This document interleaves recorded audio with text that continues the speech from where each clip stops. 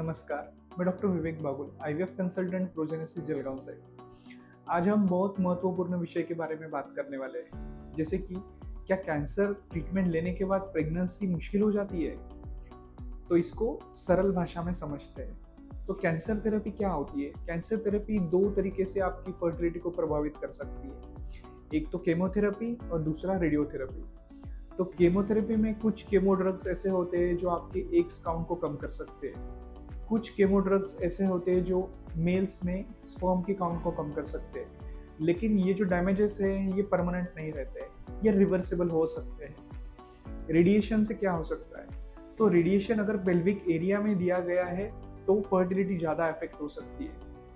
अगर radiation head, नेक, chest और breast area में दिया गया है तो फर्टिलिटी कम तरीके से प्रभावित हो सकती है। कौन सा ट्रीटमेंट है कैंसर का जो आपकी फर्टिलिटी को बहुत ज़्यादा तरीके से अफेक्ट कर सकता है? तो इसमें हाई डोज केमोथेरेपी आती है, पेल्विक रेडिएशंस आते हैं, मल्टीपल साइकिल्स ऑफ केमो और रेडियो आपने किए हैं तो ऐसे हो सकता है, या फिर बोन मैरो ट्रांसप्लांट अगर आपने किया है तो आपकी फर्टिलिटी प्रभावित हो सकती है। तो चलिए जानते हैं फर्टिलिटी प्रिजर्वेशन के क्या ऑप्शंस रह सकते हैं।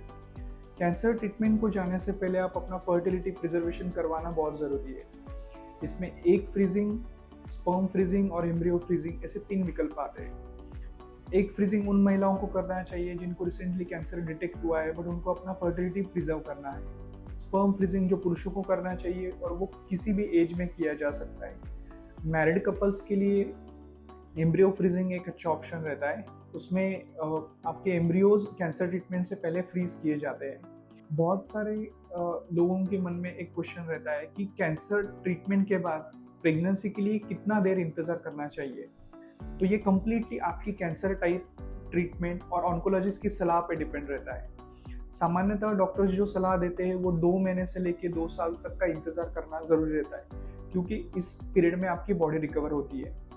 सो आईवीएफ स्पेशलिस्ट के पास जाने के बाद एएमएच लेवल, आपका एएफसी काउंट, आपके हार्मोन्स, इनकी जांच होने के बाद आईवीएफ स्पेशलिस्ट आपको सलाह दे सकते हैं। कुछ क्वेश्चंस के आंसर मैं देना चाहूँगा, जैसे कि बहुत सारे लोगों के मन में क्वेश्चन रहता है कि कैंसर ट्रीटमेंट के बाद प्रेगनेंसी पॉसिबल नहीं होती है। ज़्यादातर पेशेंट ट्रीटमेंट के बाद सुरक्षित हेल्दी प्रेगनेंसी अचीव कर सकते हैं। केमो रेडिएशन के बाद भी ओवरीज और स्पर्म कुछ समय में रिकवर हो सकते हैं।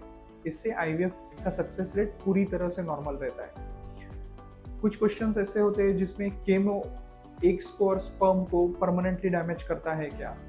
तो केमोथेरेपी और रेडियोथेरेपी आपके स्पर्मेटोजेनेसिस प्रोसेस को या फिर oogenesis प्रोसेस को टेम्पररीली अफेक्ट कर सकता है। स्पर्मेटोजेनेसिस प्रोसेस जो रहता है वो लगभग 3 महीने के बाद केमोथेरेपी और रेडियोथेरेपी के बाद रिज्यूम होना शुरू हो जाता है।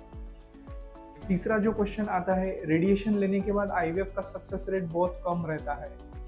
तो ये ट्रू नहीं है। यह डिपेंड करता है कि आपको रेडिएशन कहाँ पे दी गई है।